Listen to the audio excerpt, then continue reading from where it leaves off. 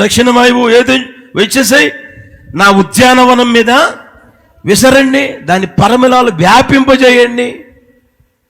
ఏమ్మా, ఎందుకనంటే నా ప్రియుడు తన ఉద్యానవనమునకు వేంచేయునుగాక, తనకిష్టమైన ఫలములో భుజిస్తాడు. తనకిష్టమైన ఫలాలు నా దగ్గర ఉన్నాయి, నా తోట, నా ఉద్యానవనంలో ఉన్నాయి. నా ఉద్యానవనంలో ఆయనకి ఇష్టమైన ఫలాలు ఉన్నాయి. ఆయన రావాలని ఆశపెడతా ఉన్న అప్పుడు వచ్చిన ఆయన నా ఉద్యానవనంలో తనకిష్టమైన ఫలములో భుజిస్తాడు. ఆయన ఆ విధంగా మన వ్యక్తిగత జీవితాలు ఉండగలగాలి. పెండ్లి కుమార్తె సంఘంగా సిద్ధపడుతున్న మనం, ప్రభు రాకడ కోసం ఆయత్తపరచబడుతున్న మనం, ఆయనకి ఇష్టమైన ఫలములు ఫలించుదుముగాక. ఆయనకి ఇష్టమైన ఫలములు ఫలించాలని కోరుకున్నప్పుడు మనలో ఉండవలసింది తెలిసిన సాత్వికం. సాత్వికం ఎంతగా అయితే సాత్వికం కలిగి జీవిస్తూ ఉంటామో దేవునికి ఇష్టమైన ఫలాలు ఫలిస్తూనే ఉంటాం. అర్థమవుతుందా? ఆ స్థితిలోనికి ఒక విశ్వాసి రాగలగాలి, లేదా ఒక సంఘం, క్రీస్తు శరీరమైన సంఘం రాగలగాలి. ఆయనకి ఇష్టమైన ఫలాలు, మనిషికి కాదు, నచ్చిన వారికి మెచ్చిన వారికి కాదు. దేవుడు ఉన్నాడు, దేవుడికి ఇష్టమైన ఫలాలు ఉన్నాయి. ఆయనకి ఇష్టమైన ఫలాలు మనం ఫలించాలంటే మనలో సాత్వికం ఉండగలగాలి. అట్టి కృప ప్రభువును గ్రహించునుగాక. మీరు యెషయా పుస్తకం తీయండి, యెషయా పుస్తకం 5వ అధ్యాయం తీయండి. మొదటి జాగ్రత్తగా చూడండి, అందరూ చదవండి, అందరూ చదవండి. నా ప్రియుని గూర్చి పాడేదని వినండి, అతని ద్రాక్ష తోటను బట్టి నాకు ఇష్టడైన వాడిని గూర్చి పాడేదని వినండి. సత్తువ భూమి గల కొండ మీద నా ప్రియునికి ఒక ద్రాక్ష తోట ఉండెను. ఆ మాట చూడండి, సత్తువ భూమి గల కొండ మీద నా ప్రియునికి ఒక ద్రాక్ష తోట ఉండెను. ఆయన దానిని బాగుగా త్రువ్వి రాళ్లను ఏరి అందులో శ్రేష్టమైన ద్రాక్ష తీగలను నాటించును. దాని మధ్యను బురుజు ఒకటి వేయించి ద్రాక్ష తొట్టిని తొలిపించు. ద్రాక్ష పండ్లు ఫలింపవలనని ఎదురు చూచుచుండెను గాని. చూడండి ప్రియమైన వాళ్ళారా, ఆయన ఆశని ఎంత ఆశాభంగంగా మార్చిందో. ఓ తోట ఉంది, ఇష్టమైన తోటే, కాదన్నంలే. సత్తువ భూమి గల కొండ, సత్తువ భూమి గల కొండ. ఆ భూమి సత్తువ కలిగిన, సత్తువ లేనిది కాదు, సత్తువ కలిగిన భూమి కొండ. అయినా దాంట్లో ఉన్న రాళ్ళను ఏరేశాడు, బాగుగా త్రవ్వాడు. ఆ తర్వాత శ్రేష్టమైన ద్రాక్ష తీగని తీసుకొచ్చి నాటాడు. శ్రేష్టమైన ద్రాక్ష తీగని తీసుకొచ్చి నాటాడు. నాటి నీళ్లు పోస్తా ఎరివేస్తా, నీళ్లు పోస్తా ఎరివేస్తా, జాగ్రత్తగా పెంచుతా కాపాడుతూ ఉంటే అదేం చేసింది తెలిసిన, పూత వచ్చిన తర్వాత అంత పిండి వచ్చింది. పిందె కాయగా, కాయ పండుగ మారితే ఒకటి తీసుకుని నోట్లో పెట్టుకుంటే ఏమండి ఊసే స్థితిలోనికి వచ్చింది. అది తిని ఏమండి నవిలి మృంగే స్థితిలో లేదు. అది నవిలి మింగే స్థితిలో లేదు, నవిలి ఊసే స్థితిలో. అలా కొరికాడో లేదో ఊసేస్తా ఉన్నారు. మీరు ఉన్నారనుకోండి, చేదు ద్రాక్షకాయలు తింటారా, అబ్బా ఎంత బాగుంది అంటారా? ఏమంటారు మీరు? చూడండి ప్రియమైన వాళ్ళు, అక్కడ మనం గమనిస్తే అంత మంచి భూమి, శ్రేష్టమైన ద్రాక్ష తీగ తీసుకొచ్చి నాటితే అదేం చేసింది అంటే కారు ద్రాక్షాలు కాస్తా ఉంది. కారు ద్రాక్షాలు ఎక్కడో ఉన్న మనల్ని, ఏ స్థితిలో ఉన్న మనల్ని దేవుడు తీసుకొని వచ్చి ఏమండి సత్తువ కలిగిన భూమి గల సంఘములో నాటితే మనం చేసిన పని ఏంది? ఆయనకి ఇష్టమైన ఫలాలు ఇవ్వవలసింది పోయి, ఆయనకి ఇష్టమైన ఫలాలు కాయవలసింది పోయి, ఫలించవలసింది పోయి కారు ద్రాక్షాలు కాస్తే ఎలా? నన్ను గుర్తెరుగుదురుగాక, ఆలోచన చేసుకుందురుగాక. అర్థమవుతుందా? ఇప్పుడు కష్టపడి కష్టపడి కష్టపడి కష్టపడి చెమటగార్చి తినక ఫీజులు వేల రూపాయలు కట్టి కట్టి కట్టి చదివిస్తా వాడు ఫెయిల్ అయితే పరిస్థితి ఎట్టుంటుంది? తల్లిదండ్రులకి ఎట్టుంటుంది?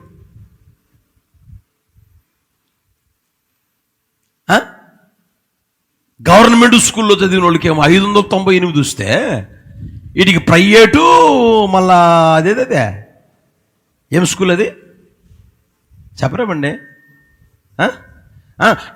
ఆ స్కూల్లో చేర్చి అంత డబ్బు ఖర్చు పెట్టి వీడికి 330 వచ్చినాయి అనుకో, ఎట్టుంటుంది? తల్లిదండ్రులకి ఎట్టుంటుంది?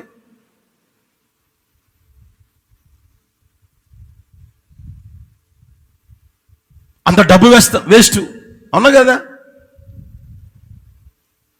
అందుకే నేను అంటాడు, అరే తోటేమో మంచిది, తీగేమో మంచిదే, అయితే కాసిందేమో కారు ద్రాక్షాలు. ఇకేం చేస్తాడు చూడండి అక్కడ.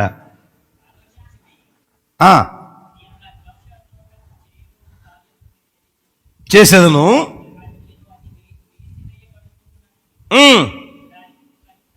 5వ వచనం చూడండి. ఆలోచించండి, నేను నా ద్రాక్ష తోటకు చేయబో కార్యమును మీకు తెలియజెప్పేదను.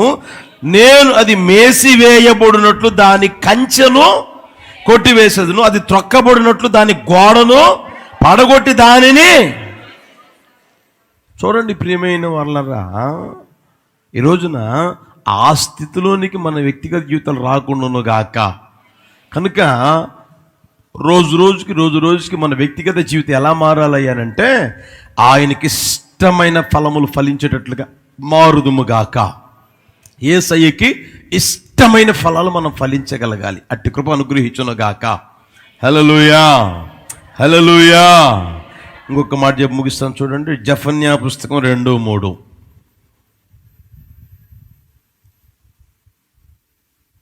జెఫన్యా పుస్తకం 2:3.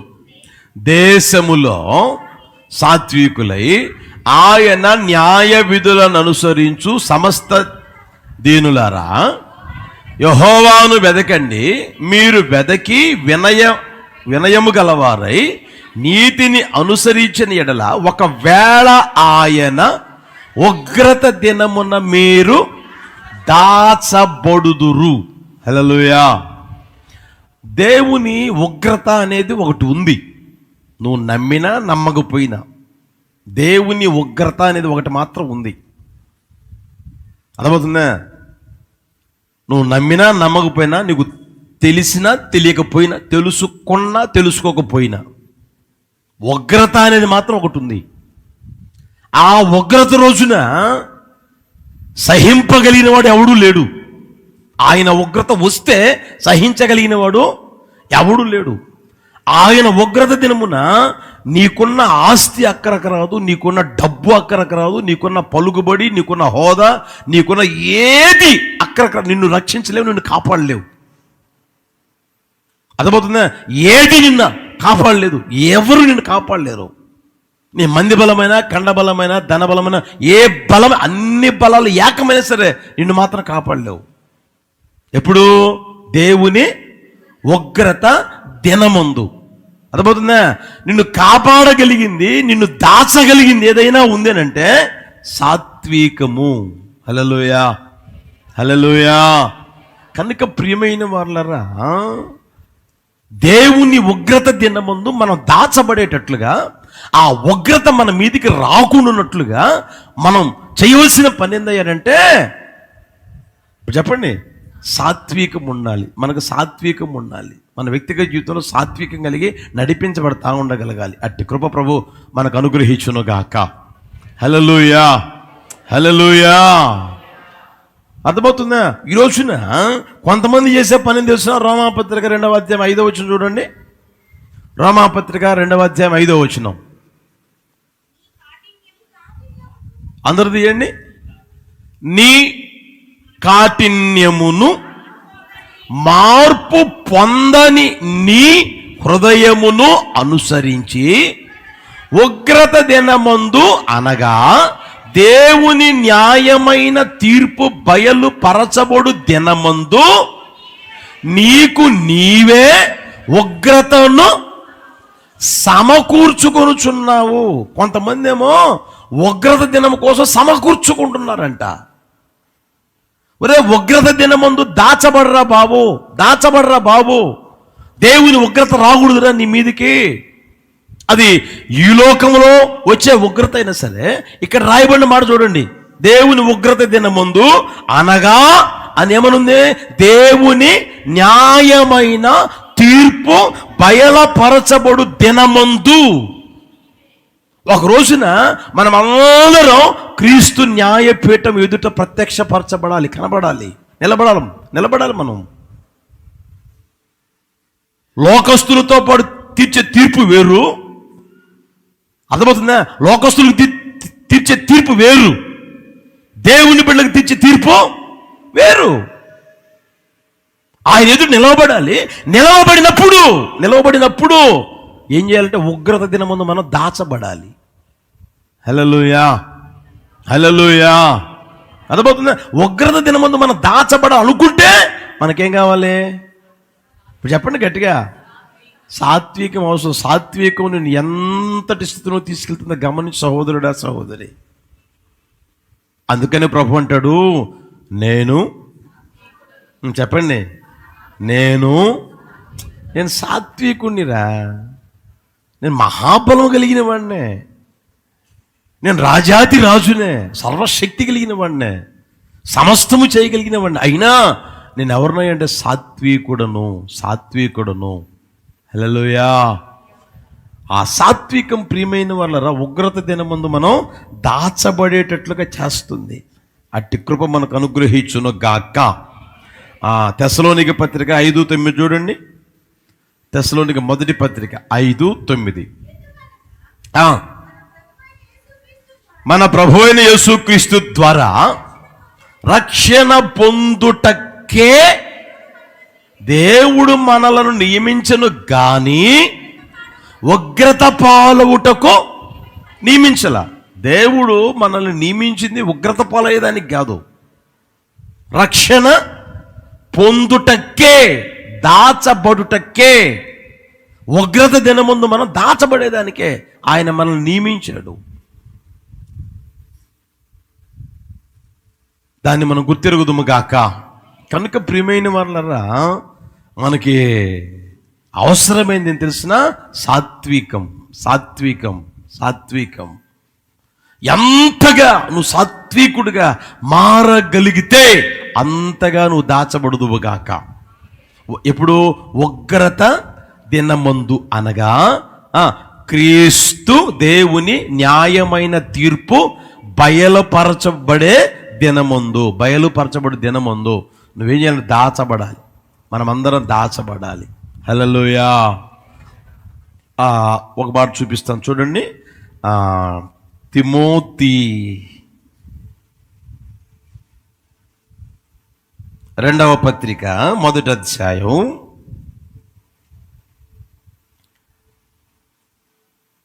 18 చూడండి.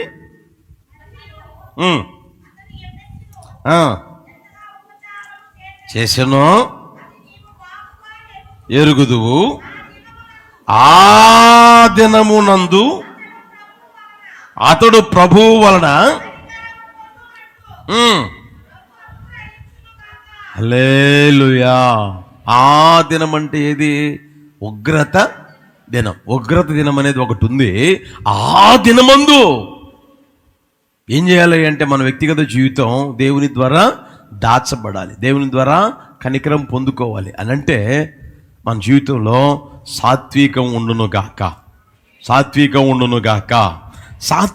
ప్రియమైన వాళ్ళరా యేసయ్య స్వభావం కనబరచడమే కాదు, సాత్వికం మంచి దారిలోనికి తీసుకుని రావడమే కాదు, సాత్వికం ప్రియమైన వాళ్ళరా మంచి ఫలములు ఫలింప చేయడమే కాకుండా సాత్వికం ఏం చేస్తాయి అంటే ఉగ్రత దినమందు దాచబడతాం. ఉగ్రత దినము దాచబడేట్లుగా చేస్తుంది. ఈ ఆశీర్వాదాలు ఒక్కొక్కరు అనుభవించిన ప్రభు చేయును గాక. ప్రార్థన చేసుకుందామా?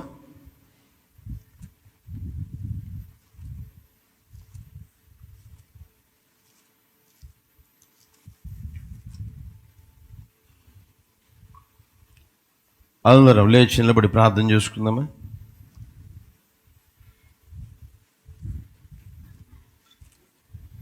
అందరూ లేచి నిలబడండి.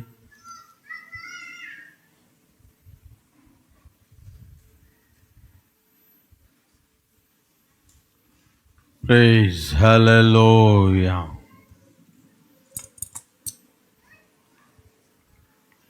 హల్లెలూయా.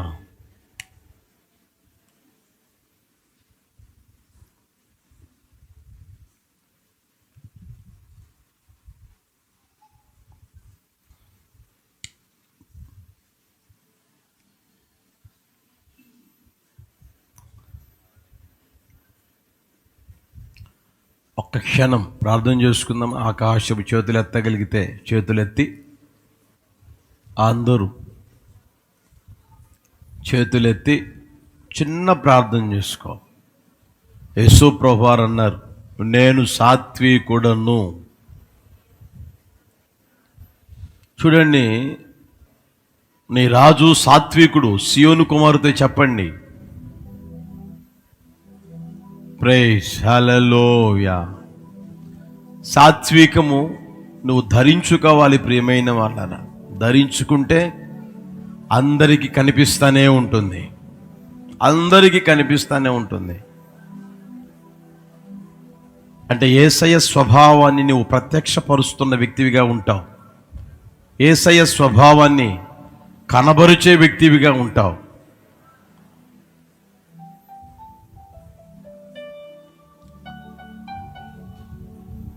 సాత్వికం మంచి దారిలోనికి తీసుకొస్తుంది.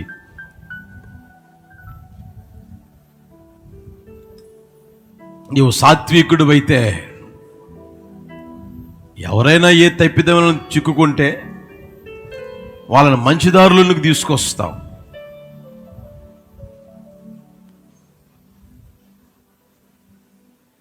మంచి దారిలోనికి తీసుకొస్తావు సహోదరుడా, సహోదరి. అందరం ప్రార్థన చేసుకుందామా? నాకు అలాంటి స్వభావం దయచేయి ప్రభువా.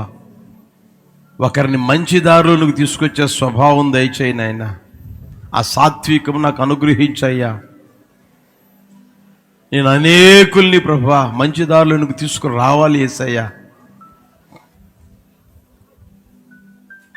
మంచి ఫలాలు యేసయ్యా, మీకు ఇష్టమైన ఫలాలు నేను ఫలించాలయ్యా.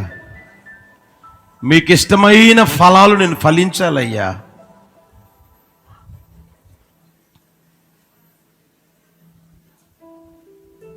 ఉగ్రత దినమందు తప్పించబడతావు, ఉగ్రత దినమందు దాచబడతావు, ఉగ్రత దినమందు దాచబడతావు సహోదరుడా, సహోదరి. ఈ ఆశీర్వాదాలు అనుభవించాలని ప్రభు అంటాడు. నేను సాత్వికుడను, నేను సాత్వికుడను. నా యొద్ద నేర్చుకో, నా యొద్ద నేర్చుకో, నా యొద్ద నేర్చుకో. యేసయ్య యొద్ద ఎంతైనా నేర్చుకోగలవు, నీవు ఎంతైనా నేర్చుకోగలవు.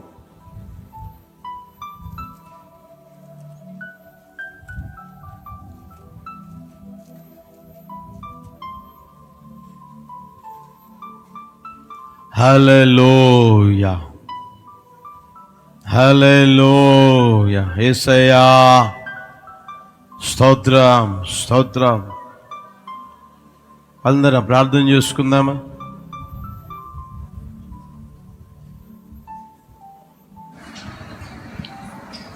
జీవాధిపతివైన నా తండ్రి, పరిశుద్ధుడా నీ పరిశుద్ధ నామాన్ని స్తోత్రం నాయన.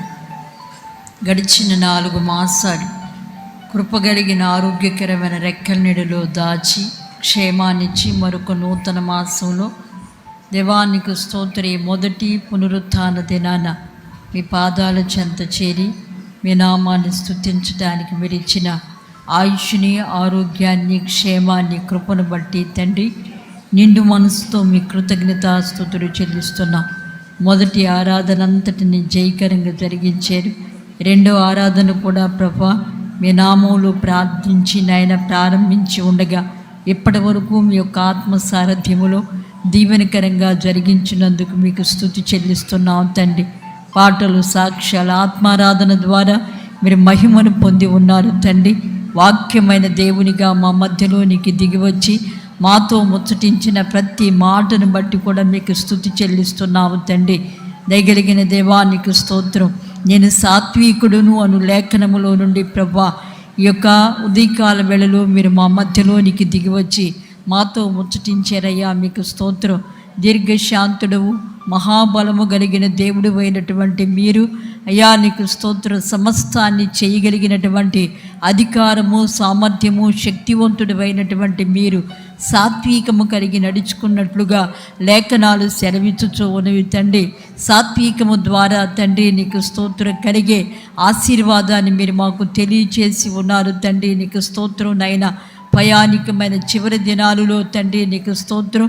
క్రీస్తు యేసుకు కలిగినటువంటి ఆ సాత్వికాన్ని ధరించుకొని అనేకుడి ఎదుట కనబడాలని ప్రభా మీరు సెలవిచ్చి ఉన్నారు తండ్రి. దయగలిగిన దేవానికి స్తోత్రం తండ్రి. సాత్వికాన్ని కలిగి నడుచుకోవాలని మీరు సెలవిచ్చి ఉన్నారు ప్రభా. దయగలిగిన తండ్రి నీకు స్తోత్రం. వీటికి భిన్నముగా తండ్రి నీకు స్తోత్రం నైనా. గర్వముతోనూ అహంకారముతోనూ తండ్రి నీకు స్తోత్రం నైనా అయ్యా ప్రవర్తించి దేవుని నామానికి అవమానకరంగా ప్రవర్తించకుండా తండ్రి దయతో మీరు సహాయము చేయని నైనా. మీరు రాజువని సియోను కుమార్తెను కోరుకొని ఆమె యొద్దకు నువ్వు రావాలని ఇష్టపడుతున్నారని మీరు సెలవిచ్చి ఉన్నారు తండ్రి. అయితే తండ్రి సియోను కుమార్తెనైనా గర్విష్ఠురాండ్లై నడిపించబడుతున్నారని ప్రభా వారచూపులు చూస్తూ కులుకుతూ నడుస్తూ గజ్జలు శబ్దం వినిపించేటట్లుగా ప్రవర్తిస్తున్నారని ప్రభా మీరు సెలవిచ్చి ఉన్నారు తండ్రి. దగ్గరిగిన తండ్రి అట్టి స్వభావాన్ని, అట్టి ఆలోచన, అట్టి తలంపును యేసు అధికారం కలిగిన నామంలో తొలగించి నైనా సాత్వికమైన మనస్సుతో మీరు నింపండి తండ్రి. మోషే భూమి మీద ఉన్న వారందరిలో కూడా మిక్కిలి సాత్వికుడుగా నడిపించబడినట్లుగా లేఖనాలు సెలవిచ్చుచూ ఉండగా తండ్రి కడవరి దినాల్లో ఉంటూ ఉండగా కుటుంబంలోను, వ్యక్తిగత జీవితంలోను, ఉద్యోగ స్థలములోను యేసయ్యా నీకు స్తోత్రం తండ్రి. పనిచేసే ప్రతి స్థలములోను, పరిచర్యలోను, సంఘములో కూడా నైనా అయ్యా సేవా పరిచర్యలో కూడా తండ్రి సాత్వికమైనటువంటి మనస్సు కలిగి నడిపించబడటానికి దయతో మీరు సహాయం చేయండి నాయనా. దానికి భిన్నమైన ప్రతి కార్యములో నుండి కూడా ప్రతి వారికి ఈ ఉదయకాల వేళలో ఒక గొప్ప విడుదల కలుగునట్లుగా పరిశుద్ధాత్మ దేవ దయతో మీరు కార్యాలు జరిగించమని ప్రార్థన చేయించున్నాము తండ్రి. సహాయము చేయని నాయనా. సాత్వికులైన వారు అనేకుని ప్రభా మంచిగా నడిపించగలుగుతారని మీరు సెలవిచ్చి ఉన్నారు తండ్రి. తప్పిపోయిన స్థితిలో నుండి, జారిపోయిన స్థితిలో నుండి, దేవునికి దూరమైన స్థితిలో నుంచి, లోకములో నుండి తండ్రి అనేకుని దేవుని వైపు త్రిప్పగలిగిన వారుగా ఉంటారని లేఖనాలు సెలవిచ్చుచూ ఉండగా తండ్రి ఆ చక్కని సాత్వికమైన మనస్సు కలిగి ప్రభా అనేకులు నీ కొరకు సంపాదించగలిగినటువంటి ఓ అభిషేకాన్ని దయతో మీరు కృమ్మరించండి నైనా. ఎందరూ నీ తట్టు తిప్పగలుగుతారో వారు నైనా నీకు స్తోత్రం తండ్రి ప్రకాశిస్తారని తండ్రి లేఖనాలు సెలవిచ్చుచూ ఉండగా మీ రాజ్యములో మీతో ప్రకాశించుట కొరకు నైనా అనేకును నైనా దేవుని తట్టు త్రిప్పగలిగినటువంటి సాత్వికమైనటువంటి మనస్సును దయతో మీరు అనుగ్రహించండి ప్రభా. నీకు స్తోత్రం తండ్రి. కృపగలిగిన దేవా నీకు స్తోత్రం నైనా. ఆ సాత్వికము కలిగిన వారు మంచి ఫలాలు ఫలిస్తారని మీరు సెలవిచ్చి ఉన్నారు తండ్రి. దయగలిగిన దేవా కారు ఫలాలు ఒక్కొక్కరిలో నుండి తొలగించండి. ద్రాక్ష తోటను నేను నాటి ఉన్నాను, మంచి ఉత్తమమైన ద్రాక్ష వల్లిని నాటి ఉన్నాను, అయితే కారు ద్రాక్షాలు ఫలించి ఉన్నదని లేఖనాలు సెలవిచ్చుచూ ఉన్నవి తండ్రి. దేవానికి స్తోత్రం తండ్రి. కారు ద్రాక్షాలు ఫలించుట ద్వారా కంచెను తీసివేసి అనేకమైన త్రొక్కేటట్లుగా నేను చేస్తానని మీరు సెలవిచ్చి ఉన్నారు ప్రభా. అట్టి విధమైనటువంటి శిక్ష, అట్టి విధమైనటువంటి కఠినమైనటువంటి పరిస్థితిలోనికి ఏడవ బడక మునిపే తండ్రి నీకు స్తోత్రం నైనా. నీ తట్టు తిరిగి సాత్వికమైన మనస్సు కలిగి చక్కటి ఫలాలు ఫలించే వారిగా ప్రతి ఒక్కరిని కూడా దయతో మీరు మార్చండి యేసయ్యా. కారు ద్రాక్షాలు చేదైన ఫలాలు అయ్యా మీరు యేసు నామములో దూరపరిచి తండ్రి అయ్యా ఒక ఉన్నతమైనటువంటి ఆశీర్వాదాన్ని నీ బిడ్డల జీవితాల్లో మీరు అనుగ్రహించమని ప్రార్థిస్తున్నాము నాయనా. సాత్వికులు ఉగ్రతలో నుండి తప్పించబడతారని లేఖనాలు సెలవిస్తూ ఉన్నవి తండ్రి. అయ్యా ఉగ్రత దినమున ఆస్తి అక్కడికి రాదు అని లేఖనాలు సెలవిచ్చుచూ ఉండగా ఆస్తి కాపాడుతుందని, చదువు కాపాడుతుందని, ఉద్యోగం కాపాడుతుందని, ఘనత కాపాడుతుందని, లోకం కాపాడుతుందని లోకములో పరుగులు తీయచ్చు ఉండగా అవన్నీ వ్యర్థమని తెలుసుకొని ఎస్సయానికి స్తోత్రం తండ్రి. క్రీస్తు యేసులో తండ్రి దాచబడి ప్రభ ఉగ్రతలో నుండి తప్పించబడటానికి సహాయం చేయండి నాయన. దగ్గరిగిన తండ్రి నీకు స్తోత్రం నాయన.